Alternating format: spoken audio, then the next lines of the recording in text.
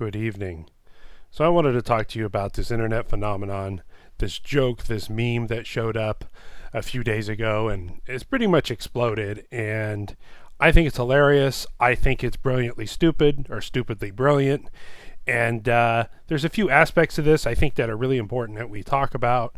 And there's a lot to go on here. And one thing you got to understand about human nature is how many times if somebody's told a joke, you tell a joke to 10 people, even the simplest joke, people think it's hilarious, but one or two people don't get it.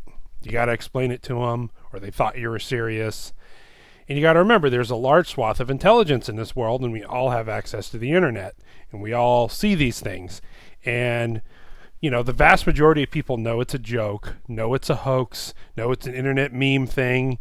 It's something fun to joke about. I think it's hilarious. I've had a lot of fun on Instagram looking at all the different memes out there and all the different jokes and postings and stuff people are making about it. But there's a couple underlying truths that even if 0.1%, less than 1%, 1/10 of 1%, 0.1% show up, that's still like thousands of people in the middle of the desert, September 20th, the hottest time of the year.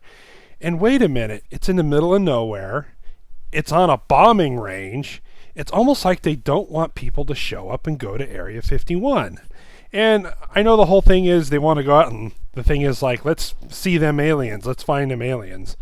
Well, from all the reports and insider stuff, and as many of you know, that's reportedly much further south at S4 or different areas of it. And what you see the aerial photographs of it that have been declassified since the 90s at Area 51 is pretty much just skunk works. That's where we develop all our latest aircraft and technology. We test it away from prying eyes or if there's an explosion. And it's a very defendable, flat, open space, part of the bombing range. So even if you had 100,000 screaming people with the best AR-15s, heavily trained, trying to storm that base, it's an Air Force base. They would just send out a bunch of fighters and strafe and bomb and kill everybody. Now, obviously, the government shooting at U.S. citizens, especially in a misguided effort, even though there are use of deadly force authorized signs everywhere around all these entrances, it's a national security thing. The average U.S. citizen, and according to the government, doesn't need to know what's going on there.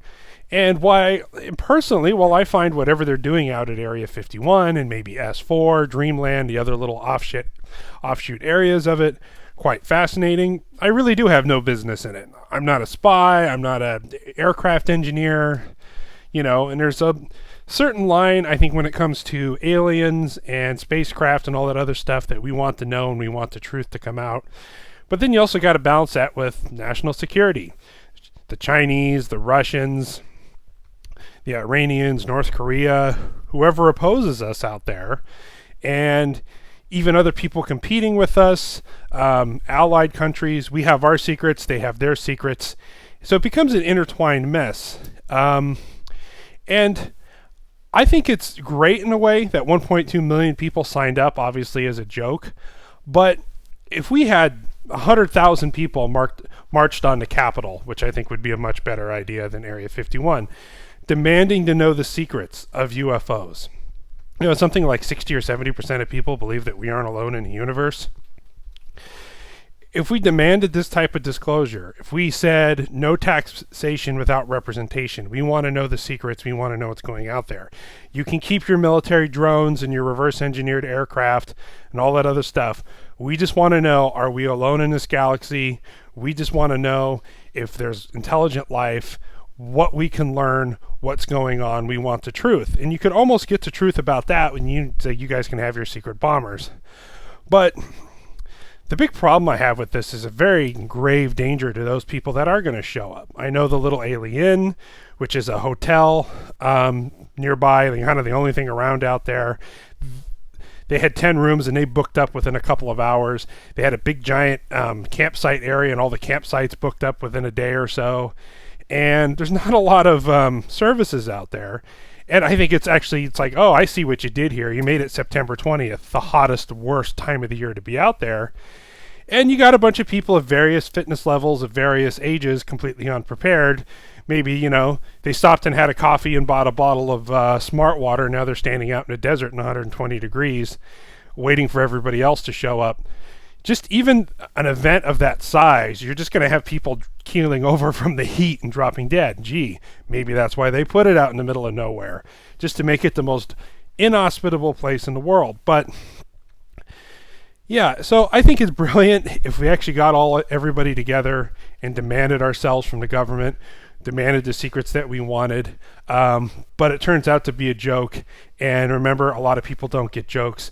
It'll be very interesting to see. I'm sure the Air Force guys are probably like, are they serious? Are they really coming? Do we need to call in auxiliaries here? Do we need to call in Blackwater? Do we need to call in Special Forces? The problem is when you call in Special Forces and all those guys, they tend to be trigger happy. And this could end up very badly. And it would look very bad. I mean, even if, 2 million people signed up on Facebook and 500 people showed up. And they all decided to try to push past the gate and throw rocks at guards, and even one or two guards shoot somebody. It's going to be a public PR disaster, and it'd be interesting to see how it turns out. No, even though I live in the Southwest, I will not be there for live coverage. I'm sure plenty of people will be. I'm sure it's going to be sad. I'm sure it's going to be hilarious. I'm sure it's going to be everything all wrapped into one. And if this was a serious attempt, not an internet joke, and we demanded answers, we might actually get some, or a version of the truth or something. So I admire the passion. I think it's a brilliantly funny idea, but I also think there's a lot of potential problems.